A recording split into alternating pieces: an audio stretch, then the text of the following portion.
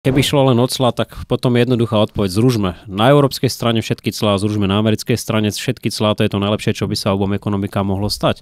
Mne osobne by teda vôbec nebolo ľúto, ak by sa naplnilo to, čo povedal Elon Musk, že odíde z Európy s celým X-kom. Vypadni a už sa nevracaj. Predsednička Európskej komisie povedala, že milý Robert, teraz si volám. Postral si to. Čo ste tam za hovadiny vymysleli, však ty si neuvedomuješ, že ty tu ničíš spolu s Trumpom náš najcennejší priemysel? No. Zdravím všetkých priateľov a nepriateľov, ktorí radi kúkajú Kukátko, teda podcast, kde sa budem ja, Šimon Žďarský, rozprávať s ľuďmi, ktorí rozumejú politike a spolu budeme preberať ten daný týždeň, čo sa udialo na domácej, ale aj svetovej politickej scéne. A som veľmi rád, že dnes tu so mnou opäť politológ, pán Martin Klus. Dobrý deň, vítajte. Dobrý deň, prajem, ďakujem opäť za pozvanie. Pán Klus, tak čím začneme? Tie Trumpové clá, ktoré ohrozujú 20 000 pracovných miest na Slovensku? Tak to je taká celospoločenská globálna téma. Ale tak ja som sa práve vrátil z Portugalska, doslova pred pár minútami som pristal a musím povedať, že Portugalci to tiež dosť intenzívne riešia, lebo v podstate všetci sme v zásadnom ohrození. Zásadnom preto, lebo tam nejde len o tých 20 000 pracovných miest, tam ide podstatne viac o to, čo to spraví s globálnym obchodom ako takým.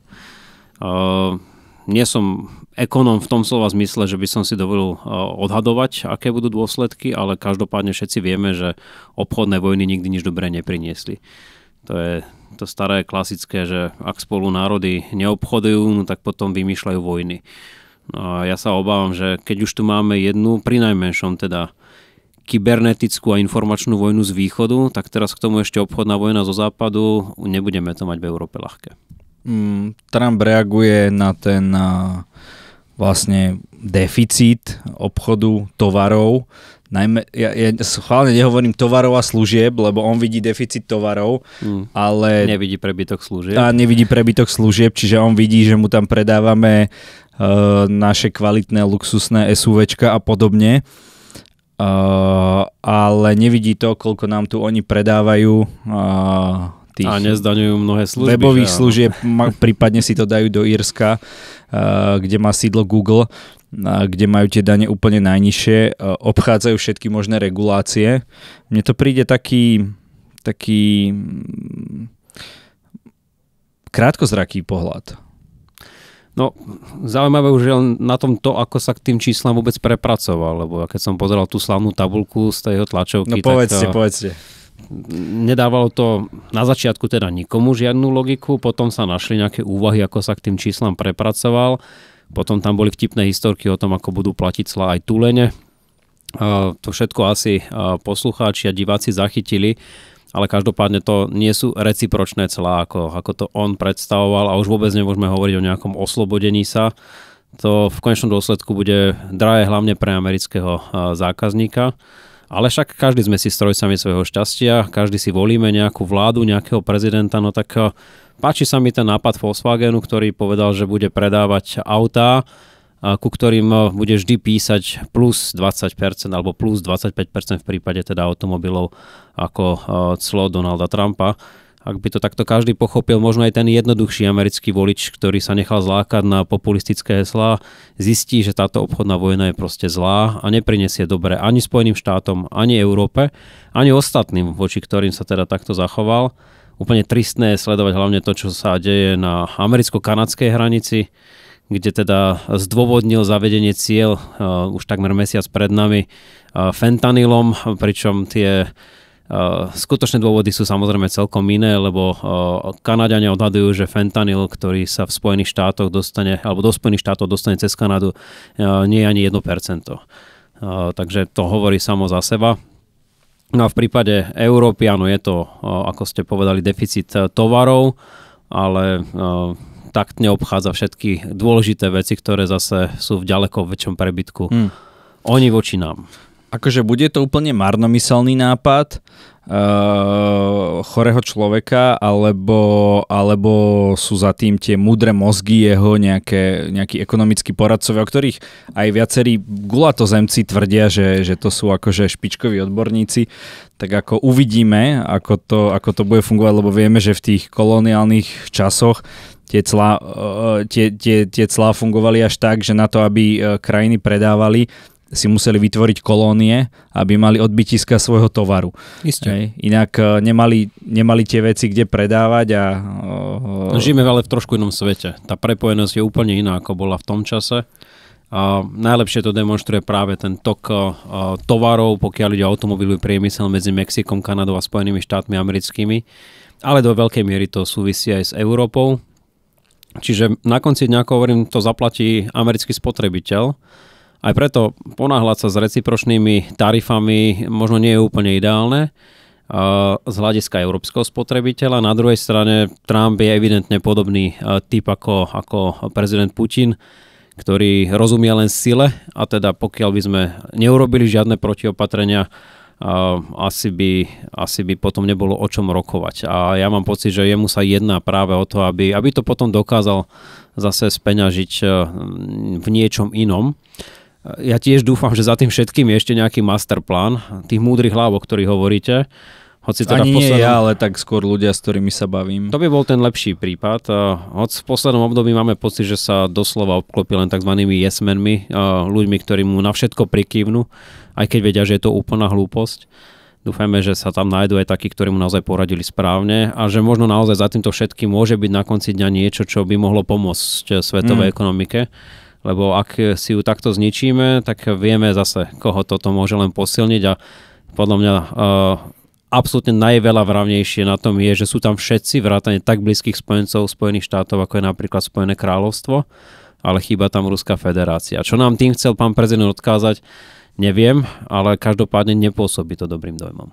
Tak to môže byť súčasťou jeho vyjednávacej taktiky, lebo stále tí podporovateľ Donalda Trumpa proste hovoria, že za tým je nejaká taktika a že on nakoniec dosiahne svoj cieľ. Akože kiež by mali pravdu v tomto zmysle, že kiež by mali pravdu, že nakoniec akože odporovalo by to akejkoľvek logike a zatiaľ to tak nevyzerá z tých vyjadrení, s tým, že naozaj už povedal, že Ukrajina nepôjde do NATO.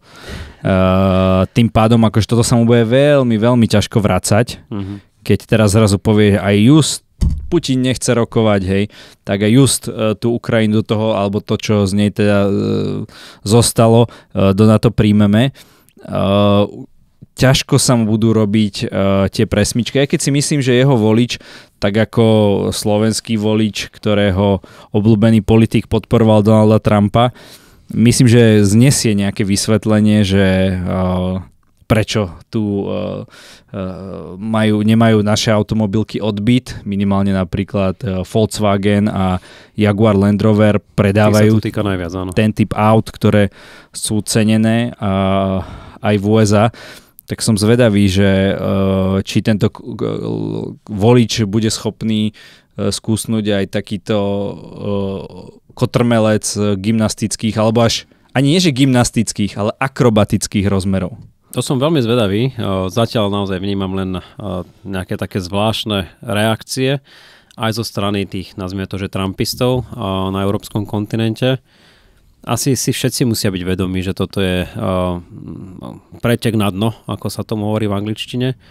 A ak za tým naozaj nie je niečo viac, čo sa začne diať veľmi rýchlo, no tak pri týchto tarifách, ktoré boli predstavené, to bude znamenať zásadný dosah na globálny trh. A ako hovorím, v tomto prípade sa nejedná o recipročné tarify, lebo to, čo tam pán prezident ukázal, to by sme skôr sa mohli asi nájsť v nejakej obchodnej bilancii delené 2. Plus minus takto vychádza, ako niečo, čo má Európska únia uvalené na americký tovar. A je to veľká škoda. No. Pamätám si rok 2016, keď sme intenzívne diskutovali o TTIP. To bola obchodná dohoda medzi Spojenými štátmi a Európou. Akého strašného strašiaka z toho vtedy spravili, že by sa mal liberalizovať obchod medzi Amerikou a Európou. Trump prišiel, toto bola jedna z prvých vecí, čo zrušil a vôbec akékoľvek diskusie o TTIP. A dnes sa vyberáme úplne opačnou cestou. A ja hovorím, že je to cesta do pekla, takže snáď sa spamätáme. Áno, ale je pravda, že súčasné clá my momentálne máme nastavené vyššie, Ako na čo? Ako USA, dobre, ako na čo? Tak sú produkty, alebo nezanedbateľná časť, kde máme dané vyššie clá. Čiže viete, že doteraz ani my sme nešli nejakým úplným príkladom. Čo bola chyba. Áno, súhlasím. Že tá Európska únia, ako sa hovorí, že Američan inovuje, Číňan kopíruje, Európan reguluje.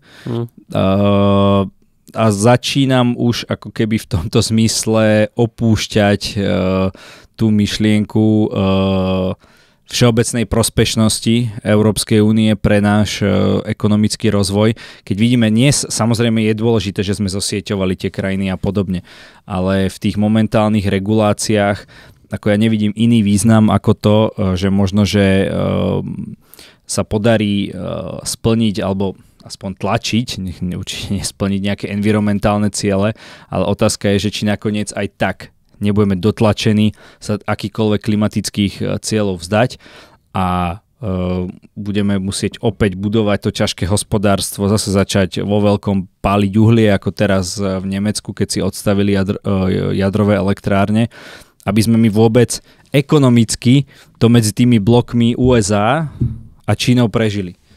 Nedá sa to vylúčiť. Na druhej strane potom je tu stále tá istá otázka, že akú planétu ideme odovzdať ďalším generáciám. Čiže bavme sa aj o zelených veciach. To, ako boli nastavené v Európe, ako nadšenie sme ich možno prijímali, to je všetko otázka na diskusiu. Ja osobne som to nadšenie až tak veľmi nezdielal. O to zvlášť, keď vidím, čo sa deje práve v Číne, v Indii, v Spojených štátoch amerických v súčasnosti. Aby to teda nemalo zásadný dosah na našu konkurencieschopnosť, ale hovorím, to najpodstatnejšie v tejto chvíli je, ako sa takéto vážne ekonomické nástroje využívajú aj na politické ciele. Je tu nejaká tendencia potrestať krajiny, ktoré nie sú dosť dobré. Mám na mysli v tomto prípade najmä Európsku úniu, ktorú Donald Trump a nikdy sa tým netajal, nikdy nemal rád. Zatiaľ, čo teda dneska som zachytil, že údajne Briti sú celkom spokojní, že len 10%. Rusi tam nie sú vôbec a o Číňanoch sa budeme baviť neskôr. Aspoň teda tak to vyplynulo z tých rôznych rečí, ktoré sa na túto tému viedli. Toto nie je dobrá cesta. Hovorím, vojna naľavo aj napravo, to bude veľmi ťažké ustať. No a teraz sa musí naozaj ukázať, aká je súdržnosť Európskej únie.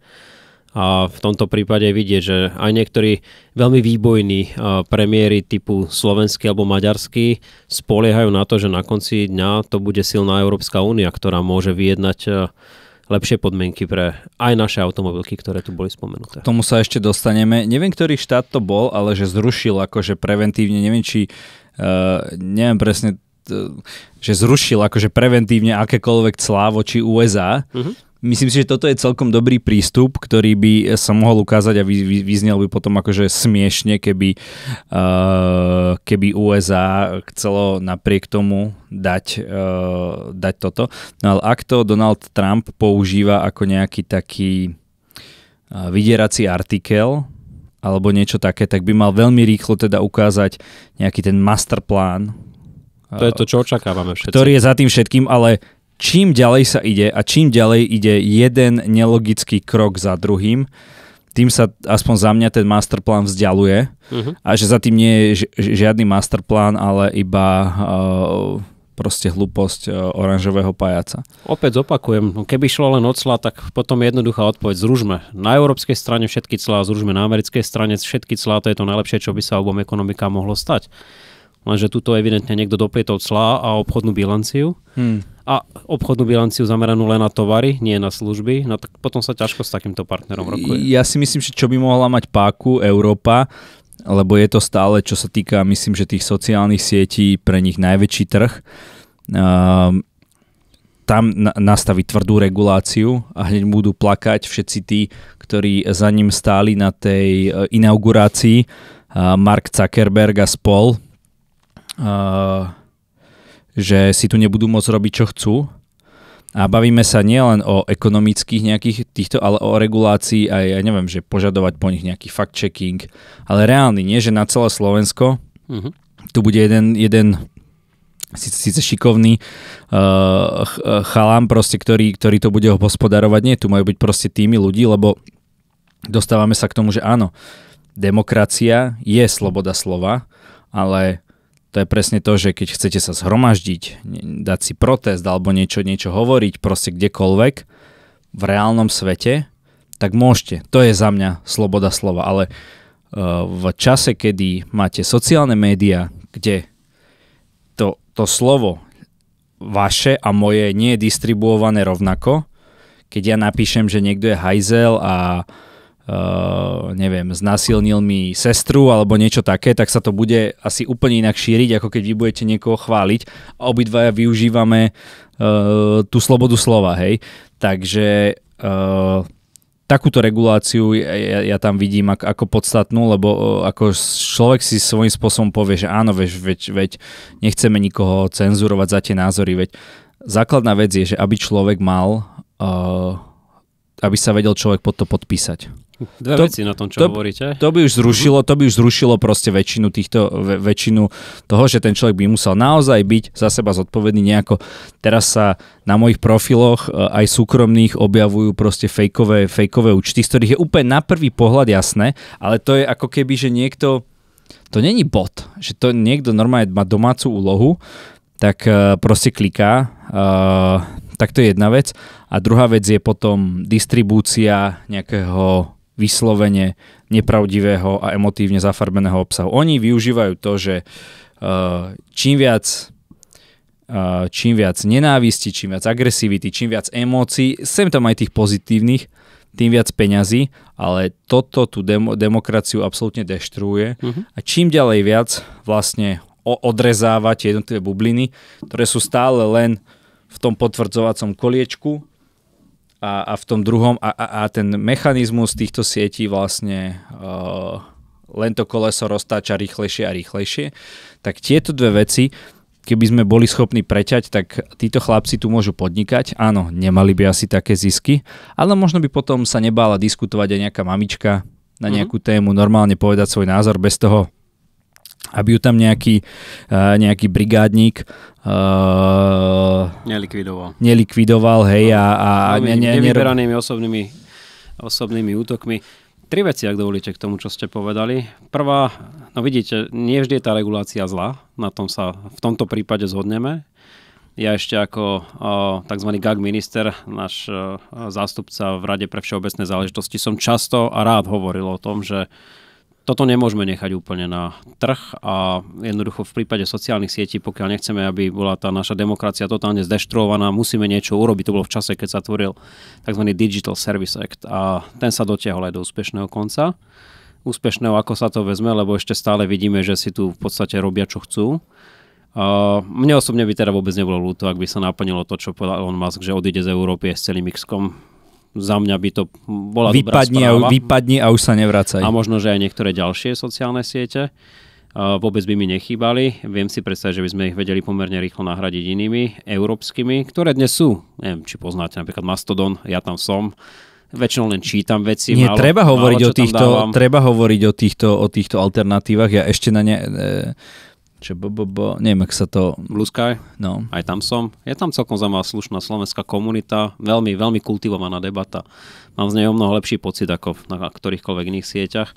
Isté, Google a YouTube, to by nám asi obom chýbalo a mnohé ďalšie veci, však riežme to, ale nemôžeme to nechať na úplnú slobodu slova, ako si to predstavujú naši americkí priatelia, ktorí ju dotiahli do dokonalosti, pokiaľ sa to netýka ich strategických partnerov, ako napríklad v Turecku, že áno. To sa mi veľmi páči, keď napríklad niektorí americkí predstavitelia karhajú nás, Európanov, že ako tu obmedzujeme slobodu slova, ale zároveň vôbec neprekážalo zrušiť facebookové konta všetkým predstaviteľom tureckej opozície, pretože to tak proste niekto chcel. Tam to už bolo úplne v poriadku. A tu je ďalší dôležitý moment, ktorého sa rád chytám a hovorím ho pravidelne. Hovoril som ho aj pred všetkými ministrami na týchto našich zasadnutiach rady.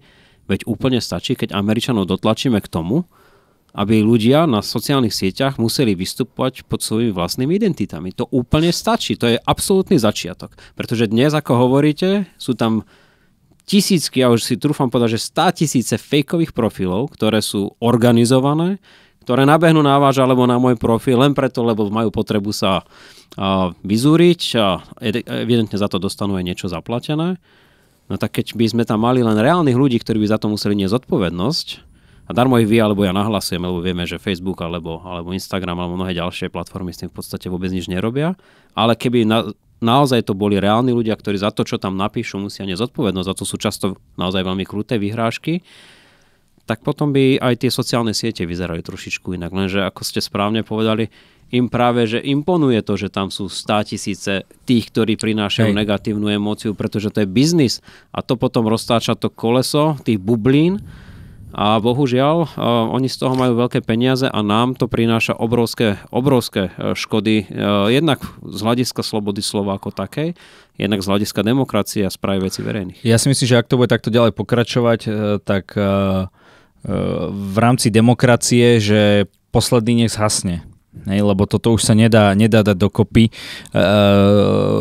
Tieto znešvárené strany mňa inak fascinuje taká akože praktická vec. Google a YouTube, teda títo, ale aj Facebook, to je hocikto, viete, vy im platíte alebo zarábate skrze nich proste 1000 eur a vy nemáte človeka, na ktorého by ste sa vedeli skontaktovať. Nefunguje ten debilný kontaktný formulár, keď som potreboval nejaké veci proste poriešiť, ktoré mi mali oni poslať sami od seba. Viete, že to je úplne... A riešil som to x-krát. Dokonca som písal nejakej šéfke proste českého Google, hej, tam mi chvíľku odpísala, ale potom, že mám teda napísať na ono. Ja hovorím, že to už som skúšal 20 krát, než som... Viete, že alebo Facebook reklama a tak ďalej. Vy tam necháte proste, ako je Ľuboš Blaha, 1000, 10 000 eur a proste není ani ten, kto by vám zdvihol ten telefón a potom zrušia niekomu účet bez ničoho. Chudák Ľuboš. No, napríklad. Ale hovorím aj iných, hej, a tak majú to byť jasne dané pravidla, jasné výstrahy a tak ďalej. Potom niekto má nejaký shadow ban. Viete, že to bolo strašne vtipné, a že tento napríklad český europoslanec Filip Turek, ktorého si robia srandu, že on teda vybavil tie clá ako veľký milovník starých aut, tak on mal dlho na Instagrame tzv. Shadow ban, že on bol naozaj osobnosť, ktorá na YouTube tie rozhovory, aj tie moje mali 100 000 pozretia, ale na Instagrame mal, že 30 000 dlho. Hej? Lebo ani keď ste si napísali jeho meno, tak ani vám ho nenašlo medzi tými, hej, že museli ste to nejako cez Google hľadať, že proste akože bol veľmi ťažko nájsť. To mám ja na X-ku. No. Napríklad. Tiež neviem, ako sa to mohlo stať, lebo kedy si som mal verifikovaný účet. No. A dnes, keď sa sám chcem označiť v príspevku kvôli fotografii, tak ma to nevie nájsť. Tak ste rebel. Úplne tomu rozumiem. Hej. Ste rebel. No a ja len hovorím, že títo chlapci si musia uvedomiť a to by aj pomohlo aj tomu nášmu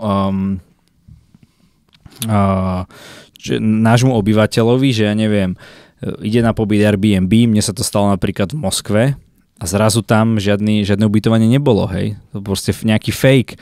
Horko ťažko mi to preplatili. Viete, ale že by ste mali normálne linku, však keď už im posielam peniaze, sakra, ja nehovorím, že každý človek sa tam má chodiť pýtať blbosti, ale 99% ľudí sa pýta normálne veci, ktoré súvisia s ich službou, tak nech tam do psej materie niekto, kto aspoň kto vie anglicky a kto aspoň elementárne tuší, ako tá služba funguje, nie že vy to musíte vysvetľovať nejakému indickému operátorovi, ktorý je tam proste 2 dní cestou, ale dosť dlho asi už riešime tieto...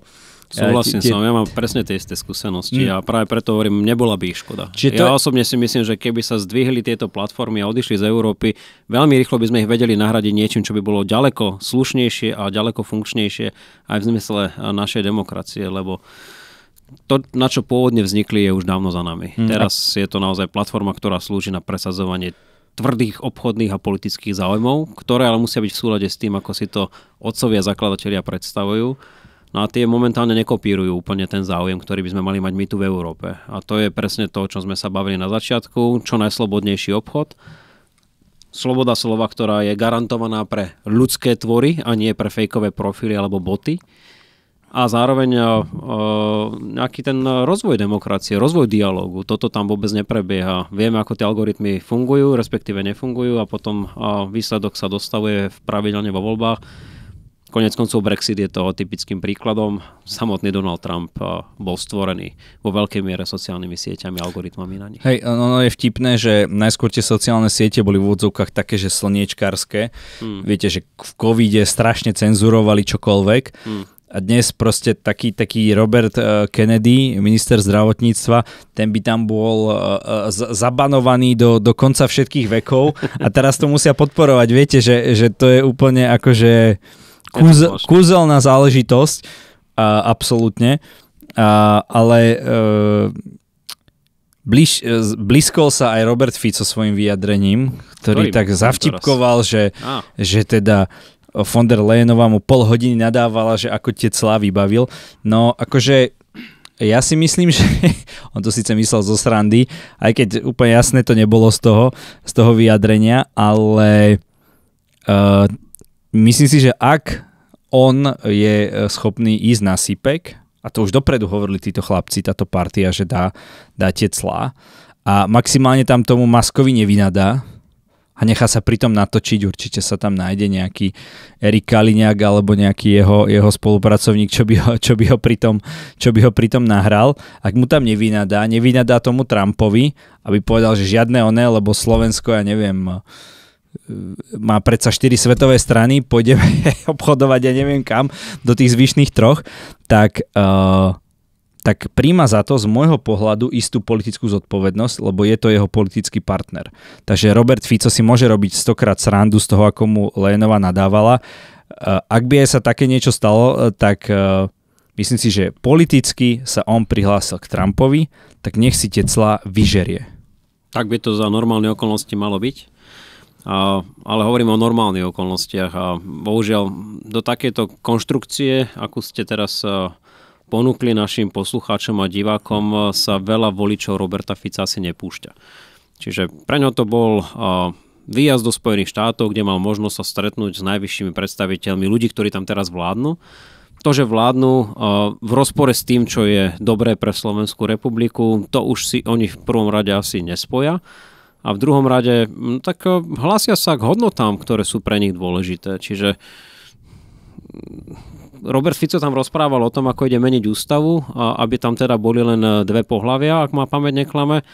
Nijako sa nedotkol obchodnej vojny, ktorá nás už vtedy zrejme čakala. Tak lebo Robert Fico má asi ten inštinkt politický, lebo vie, že ako náhle by tam niečo spomenul, bol by s tým ľahšie konfrontovaný. Pochopiteľne. No a práve preto on tam nešiel skutočne reprezentovať záujmy európskej krajiny, ktorá bude jednou z najpostihnuteľnejších, pokiaľ ide o automobilový priemysel. On tam išiel hájiť svoje vlastné politické záujmy. Prečo konkrétne, to možno sa ešte dozvieme, ale ja osobne si myslím, že ak mal ten vtip byť vtipom, tak mne by teda vôbec neprišlo čudné, keby mu naozaj predsednička Európskej komisie povedala, že milý Robert, teraz si voláme... Postral si to. Že chceš od nás, aby sme to zachránili, ale keď si tam bol ty, rada by som sa opýtala, že čo si spravil ty preto, aby sa takéto niečo nestalo. Ja by som tú otázku vnímal zo strany pani predsedničky úplne legitímne. A ešte by som aj na jej mieste, aby som nahral tento telefonát. No to by bolo úplne ideálne, ale tam platia ešte určité, hoď v tomto prípade to dáma, ale čo ste tam vymysleli? Nejaké gentlemanské dohody, že niektoré veci sa proste nevynášajú a tí, ktorí to urobia, ako sa to podarilo Robertovi Ficovi po stretnutí s francúzskym prezidentom, no tak s tými sa už nepočíta v klube. Čiže nemyslím si, že by pani predsednička zašla až takto ďaleko. Počkajte, ale však Robert Fico mal to legendárne video, kde myslím tomu šéfovi sociálnej poisťovne hovoril, čo to tam robíte s tými plienkami, áno. Čo to za hovadiny, tak takto by Uršula mohla dvihnúť telefón, tam by ju niekto proste natáčal a že Robert, to čo ste tam za hovadiny vymysleli, však ty si neuvedomuješ, že ty tu ničíš spolu s Trumpom náš najcennejší priemysel? No. Okamžite to daj dokopy, lebo hej, nebola tam taká výzva, že by ho mohla odvolať, ale akože lebo my ti nedáme nič, proste, veď ty si ich spojenec, veď ty si viete, akože to by sa dalo, akože pre mňa si viem predstaviť, že Robo by to úplne krásne takéto niečo zahral. Bolo by z toho krásne virálne video, ale na druhej strane viem, že pani predsednička by také niečo neurobila. Ja som bol na stretnutiach, ktoré boli o 4 ľuďoch s pani predsedničkou. Je to dáma, ktorá si ctí určité pravidlá a jedno z takýchto pravidiel je, že sa z takýchto telefonátov a rozhovorov nevynášajú veci. Čiže bohužiaľ, tohto sa asi nedočkáme. Iba, že by to natočil niekto v kanceláriu predsedu vlády, len potom asi vieme, že čo by sa dostalo von a čo nie. Ale z opačnej strany by ma to už neprekvapilo, lebo naozaj, čo sa týka politickej kultúry, klesli sme tak hlboko na dno, ktoré neustále prerážame, že aj toto by sa celkom pokojne už mohlo udiať a mňa by to osobne vôbec neprekvapilo. Hoc, ako hovorím, v európskej politike je to niečo, čo tam nepatrí, čo je nemysliteľné a čo keď niekto urobí, tak dopadne tak, ako sme dopadli my, že sa s nami v podstate vôbec, ale že vôbec nikto nerozpráva. Je to hanebné, aj teraz v Portugalsku bolo niekoľko zástupcov rôznych európskych krajín a môžem povedať, že každý jeden sa ma pýtal, preboha, čo sa to u vás deje. Na to sa veľmi ťažko odpovedá. O to zvlášť, keď vidím vystúpenia niektorých našich predstaviteľov vlády, splnomocnencov napríklad, tak sa hanbím za to, že som zo Slovenska. A keď si to popletú so Slovinskom, tak už ani veľmi neopravujem. Je to veľmi kruté takto povedať, ale takáto je momentálne európska realita. My sme tam za úplných videdencov. Ten Viktor Orbán aspoň ide do Moskvy a následne do Kyjeva. On má aspoň nejaký masterplán, lenže my nemáme žiadny. To je na tomto hanebné. My len kopírujeme niektoré veci, ktoré nefungujú a nebudú fungovať. Mám teraz na mysli napríklad transakčnú daň práve z Maďarska, ale to dôležité, čo by sme mohli skopírovať napríklad od niektorých našich partnerov, hoď napríklad v Poľsku, keď hovoríme o slintačke a krývačke, to nerobíme. Len tak medzi rečou, keď som teraz prechádzal cez hraničný prechod, tak sme samozrejme išli cez tie improvizované dezinfekčné stanice. A ja sa pýtam, prečo tam neboli medzi 6. a 23. marcom, keď sme mohli reálne zabrániť tej slintačke a krývačke. Lebo Poliaci to urobili okamžite. Ob krajinu, lebo vedeli, čo sa deje v Maďarsku. My sme rozdávali terafiaty v tom čase. To je úplná tragédia. Len navyše, akože viete, že sa tam akože kolesá, toto tam mala byť normálne brána pre... Tak si to aspoň predstavujem, hej, nech ma nejaký veterinár teda buchne kameňom po hlave, keď akože som úplne mimo, ale viete, že nejde len o tie kolesa, že tam mala byť podľa mňa úplne celá konštrukcia a vystriekať to auto celé. Tak by to malo byť, áno. A ja viem, že sú aj autobusy a sú aj malé auta, tak určite by sa dali spraviť možno, že nejaké dve veľkosti pre osobáky a pre tieto nielen, že pneumatiky, viete, že kto má, ja mám široké pneumatiky, hej, tak to sa ani to celý ten dezén to nepobral, tiež som išiel včera z Rakúska a hovorím, kopírujeme to, čo by sme kopírovať nemali a to, čo by sme mali, a nie je to tak ďaleko od nás, je to na sever od nás, tak to nerobíme a z tohto som ja nešťastný, poviem pravdu. A ja vám poviem, teraz vás prekvapím. Európska únia by mala skopírovať niečo ako transakčnú daň voči Amerike a voličom Donalda Trumpa. Pretože tým ich Trumpových a povedzme... Tak ja neviem, Trumpovci si kupujú 8-valcové dízle alebo ja neviem čo všetko. Proste tým by, keď by dokázala Európska únia tak nasrať Trumpových voličov, ako nasrala slovenská vláda všetkých podnikateľov a živnostníkov, ktorým od 1. apríla po každej platbe máte rovno odčítanú daň. To som ešte nezažil. Ešte aj tá super hrubá mzda, čo je proste taká polozlodejina, hej, lebo vy vlastne nevidíte, koľko za vás platíte ten váš zamestnávateľ, až keď si pozriete cenu práce. A ja sa čudujem, že ešte tu nie sú nejaké fakt, že sociálne nepokoje, keď ten Slovák odovzdá viac ako 50% svojich peňazí štátu. Mhm. No, mal by za ne očakávať nejaké služby. A čo z toho do psej matere má? Má tu rozdrbané cesty, na ktoré pomaly potrebujete offroad, zdravotníctvo, na ktoré proste ten, kto nemá známosti, veľakrát čaká strašne dlho. Alebo peniaze, nemusíte mať nevinutne známosti.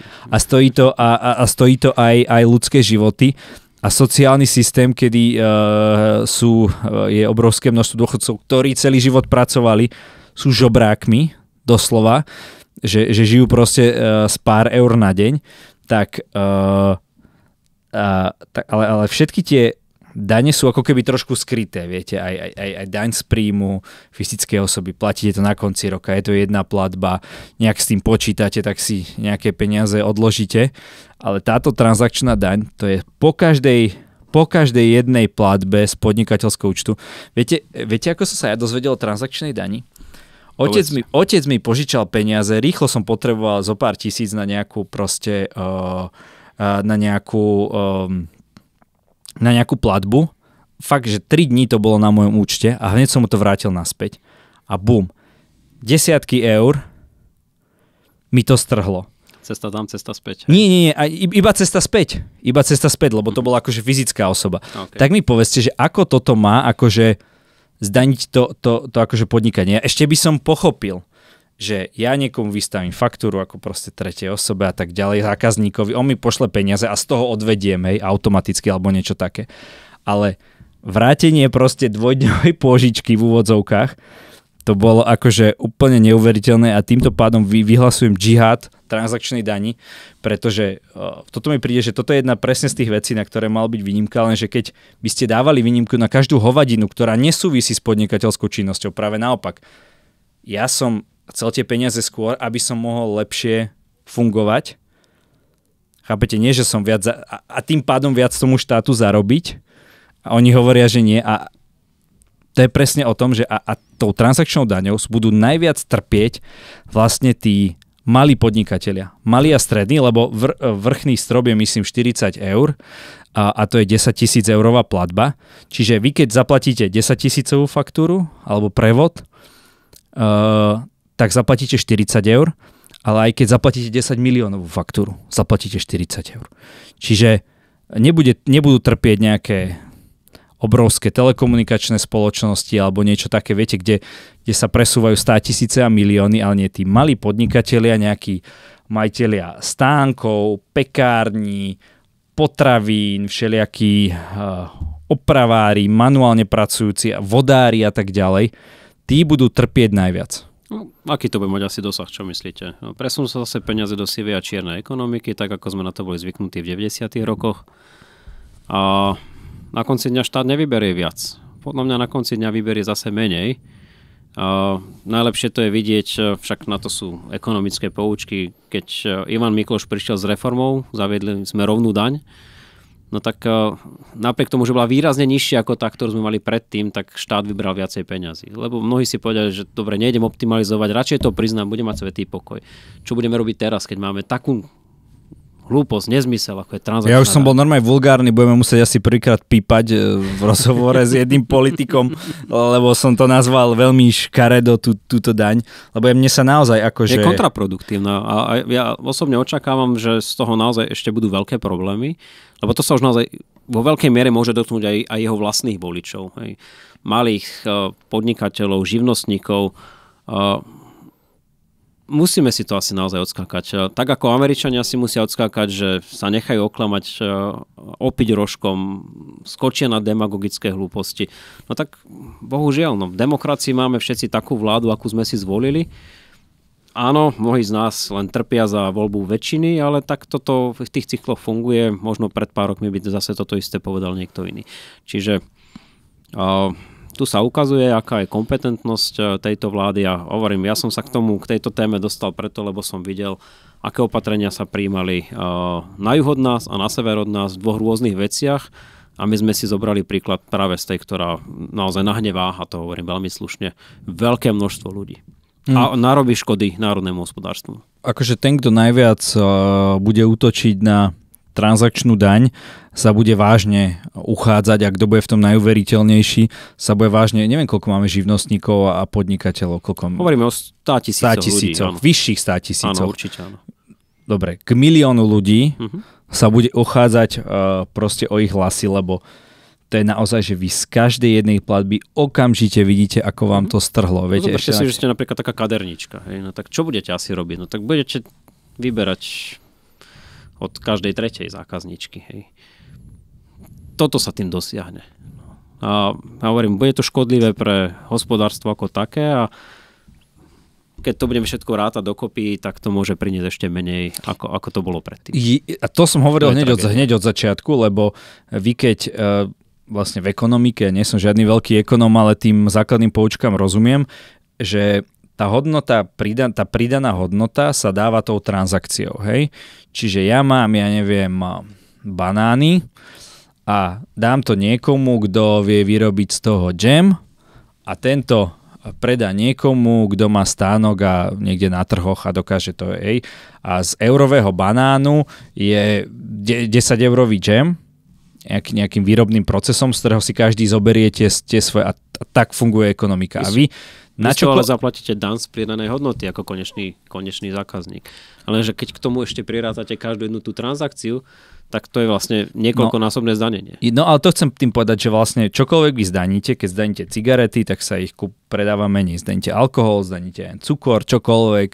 A keď zdaníte tú transakciu, tak to je vlastne, že vy ten princíp ekonomický, hej, tú spoluprácu a tú výmenu proste tých tovarov zamedzíte, alebo respektíve vráti sa taká tá kaliňákovská doba kešu, kedy sa platili veci a to, že máte ako podnikateľ nejakú pokladnicu, čo bola úplne akože obsolentná vec, hej, že to si ani človek nevie predstaviť, lebo však samozrejme všetko platí z účtu, tak to sa teraz začne veľmi využívať. A to chcem vidieť teraz tých daňových kontrolórov, ktorí predtým mohli zavolať do jednej banky, do druhej, do tretej a vedeli o vás všetko proste za 2 dní, ako budú proste riešiť tieto jednotlivé veci a zvlášť, keď vy nejaké platby v tej pokladnici, lebo vy neuvediete, váš partner neuvedie, predá ten tovar niekomu a krásne sa bude predávať za cash, keď nemáte tam transakčnú daň, nemáte tam daň z príjmov a nemáte ani tú 23% DPH-čku.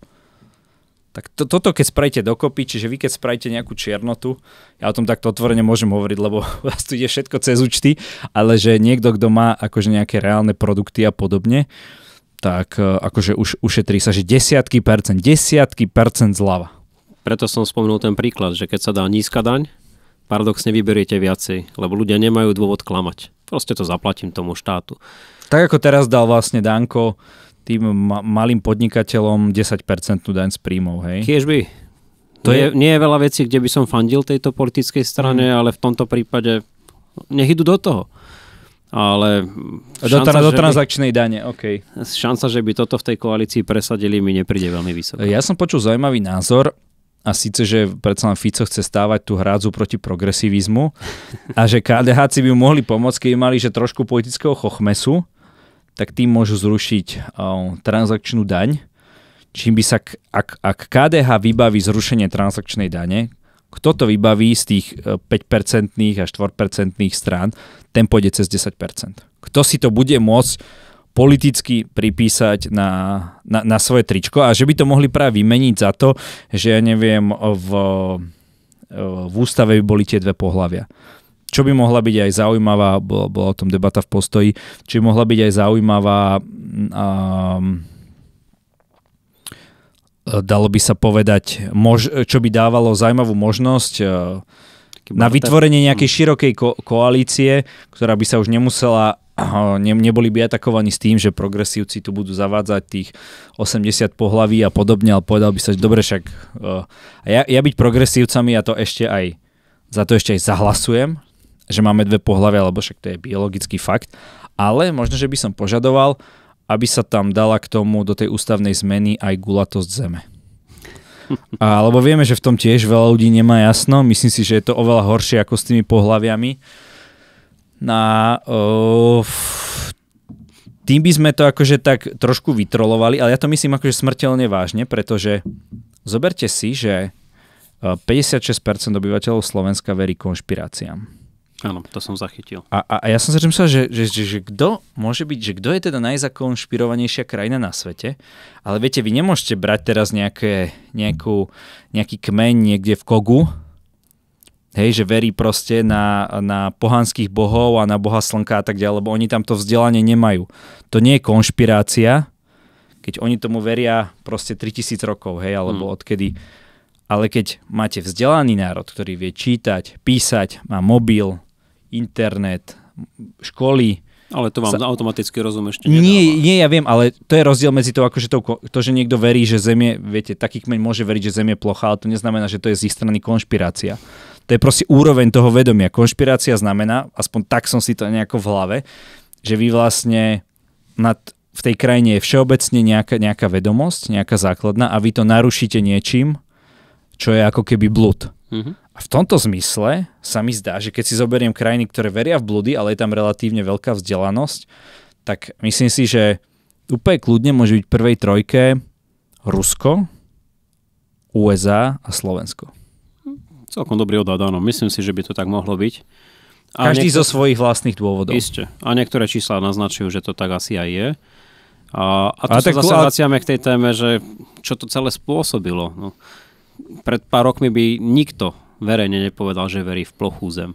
Ale dnes, keď existujú celé skupiny na sociálnych sieťach, ktoré sa utvrdzujú v tom, že áno, však veď my sme v tom kozme neboli a ono asi naozaj bude plochá a možno, že ju nesú tie slony, ako kedysi sme verili, no tak keď vám toto napíše 150 ľudí, no tak začnete asi nad tým rozmýšľať, že možno, že na tom naozaj niečo bude.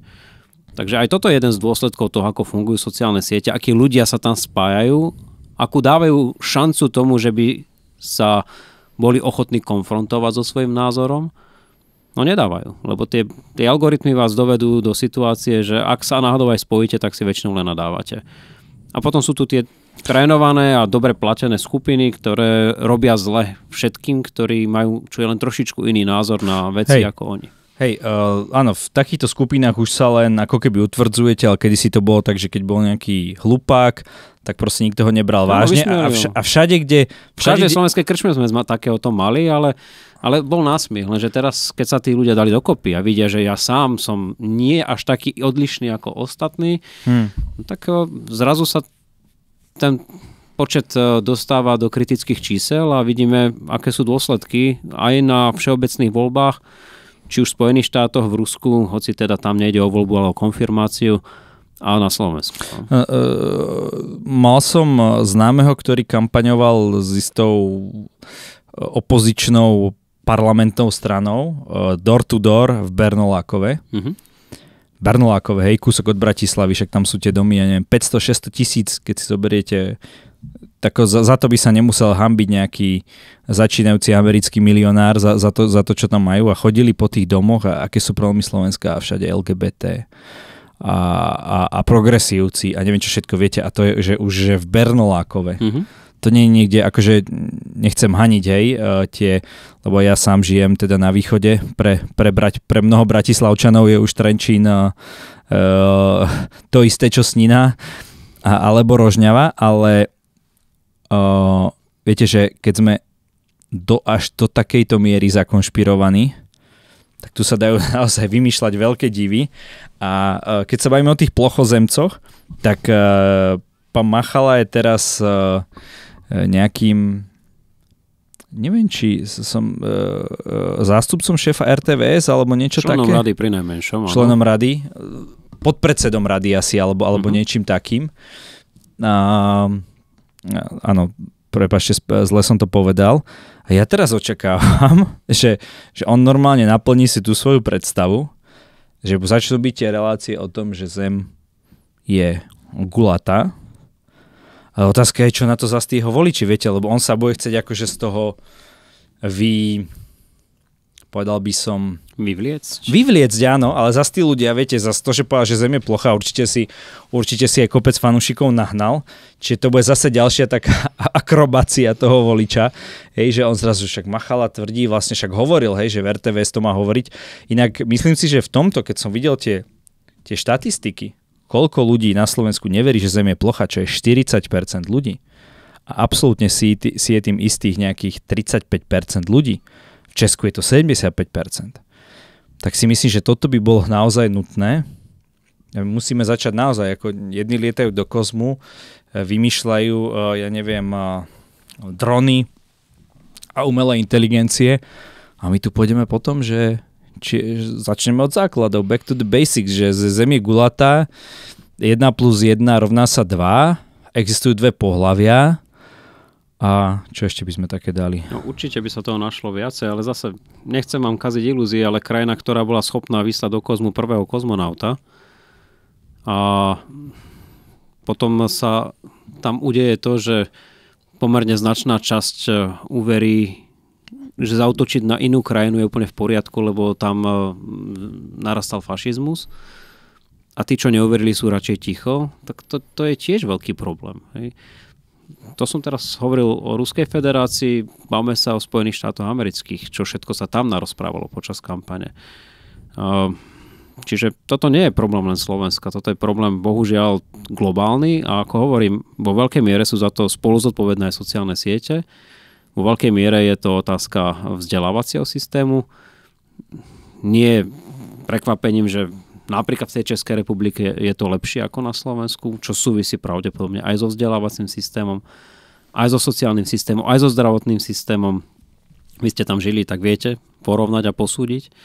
Ja som žil istý čas v Škandinávii, tiež viem porovnať a posúdiť. Čiže ono to sú všetko prepojené nádoby a najhoršie na tom je zamyslieť sa nad tým, že ako z toho celého von. Hej.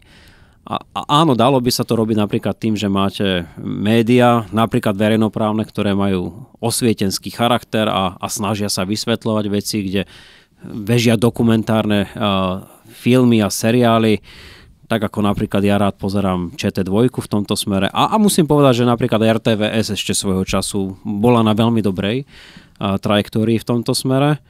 Ale dnes vidíte, máme tu novú STVR, máme tu novú radu, v ktorej, ako ste správne povedali, sedia aj zvláštni ľudia.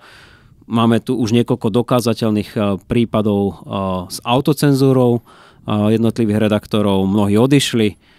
No tak čo môžeme očakávať, že sa to zlepší? No ja osobne som veľký skeptik v tomto smere. No nezlepšuje sa to. A komerčné médiá zase, ktoré mali túto tendenciu do istej miery aj vzdelávať, kultivovať demokraciu, a pán Boh zaplať, mnohé to aj robia, napríklad aj cez niektoré populárne seriály, ktoré ja síce nemám veľmi čas sledovať, ale vnímam, že ich sledujú mne blízki ľudia. No tak tie zase prechádzajú až do príliš komerčného obsahu. Že jednoducho toto vzdelávanie, to si robte na iných platformách. Tak potom sú tu ešte podcasty, ktoré mnohí počúvajú, ale zase tiež nemáme ilúzie o tom, že aj tie nie sú len v nejakých bublinách. Hej. Že vás napríklad niekto automaticky zaškatulkuje, možno už len preto, lebo tu sedím dnes ja. A tá skupina si to nevypočuje, tak na najvyš len príde na ten YouTube alebo na iné platformy a naloží tam, či už vám alebo mne. Ale nevypočuje si to reálne. Ja to vidím na tom, ako ľudia fungujú v rámci tituliek. Im úplne stačí, čo je v titulke a už vám nakladajú. Nikto nejde hlbšie, ako je tá titulka z tých, ktorí vám majú potrebu nakladať. Takže aj toto je veľký problém, ktorý tu dnes máme. A ja sa sám pýtam, ako z toho vonku. No, nejaké možnosti sú, nejaká osveta sa deje, do istej miery robíte aj vy, chvála Pánu Bohu za to, ale stále to nemá ten zásah, ktorý by sme potrebovali. Ten zásah na tej opačnej strane, tá dekultivácia, to bublinovanie, tie algoritmy, ktoré nám škodia, tie sú zatiaľ na víťaznej vlne. Ja len si hovorím, keď sme sa bavili o tých dezinformáciách a napríklad Rusku, že čo sa Rusom vlastne podarilo, tak v Rusku nie je nejaký závratný vysoký štandard, hej. Ale ten Rus je rád, že radšej sa bojuje, ten priemerný Rus je rád, že radšej sa bojuje niekde na Ukrajine, než to, že by mal doma tečúcu vodu, práčku a normálne dvere. So zárubňami, také ako my tu poznáme, aby si ich nemusel odnášať z boiska. A viete, že či sa nedá tá krajina zakonšpirovať tak, Fico, Spol a celá táto partia, že naozaj, že tí ľudia budú žiť v biede, alebo sa ešte sme tým, viete, ako sú tie vtipy, ešte sme tým liberálom a progresívcom, ešte, že sme im a nebudú tu mať partnerstva. Smerujeme k tomu milovými krokmi. No viete, že ten človek, akože ja by som ešte chápal, že keď sa má dobre, ako ja neviem, nejaký Američan vyššej triedy, alebo čo, že to hodí tomu Trumpovi, lebo nechce tých gejov proste vidieť na uliciach, alebo tak. To by som ešte pochopil, viete, že ale keď naozaj na všetko proste takmer nič nefunguje, naozaj vidíte to vo svojom dennodennom živote, ale stačí vám, že ale sme tým, viete, v živote ste žiadneho transgender človeka nevideli, ale áno, zakázali sme to a tak ďalej. Viete, že príde mi to také akože zaujímavá akože taká manipulatívna technika, že vlastne presvedčím ľudí o tom, úplne ako keby obrátim ten základ tej Maslowovej pyramídy. A v tom, viete, však to je tá Maslowová pyramída potrieb, že najskôr máte základné jesť, piť, cikať, kakať, potom druhé nejaké bezpečie, potom bývanie, teplo, prijatie a na konci je nejaká sebarealizácia alebo niečo ešte seba presah, niečo, čo robíte a má to možno väčší význam, ako ste vy sám, tak niekomu sa to podarilo otočiť. Áno. Možno, že je tam to cikanie, toto, ale už s tým bývaním je to niekedy problém. Vieme, že napríklad tu robíme v priemere na byt so štandardnou výplatou asi 12 alebo 13 rokov čistého času. V Dánsku 6. Viete, a to je parita kúpnej sily, hej, že normálne, že Dán robí zo svojho života 6 rokov na bývanie a my dvakrát toľko. Takže ani toto tým ľuďom proste nejakým spôsobom netrkne. No ale napríklad transakčná daň toto môže zmeniť. A mnohé ďalšie opatrenia tejto vlády, lebo ešte bude horšie? To už sa naozaj začne bytostne dotýkať aj tých, ktorí počúvali doteraz na transgender ľudí alebo na potrebu mať pokojnú a stabilnú vládu. V ďalšej časti rozhovoru uvidíte. Potom si pamätám tie divoké 90. roky, obzvlášť v Banskej Bystrici. Teraz je to taká zaujímavá populárna téma aj v súvislosti s Mikulášom Černákom. A boli sme rebeli, áno. Ja si pamätám, že v podstate moje prvé voľby v 98. roku boli postavené na buď alebo. To sú dve veci, ktoré tu na Slovensku fungujú, inak všetko ostatné ide do riti. A zase som možno trošku viacej optimistický ako vy.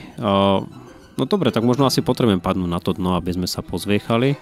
Že čo sa tí väzni tam všetkého akože domáhajú, viete. Akože jasné, že ten personál je na to školený, viete, ale už len ten fakt, že niekto si pípne a zrazu ho proste prevážajú niekde cez pol Slovenska na nejaké vyšetrenie, viete, lebo on sa tvári, že... A vás môže poraziť, lebo tam sedíte s vašim 3-ročným synom, ktorý musí čakať, lebo doviezli väzňa, ktorý má vždycky prednosť. Áno, aj toto sa stáva.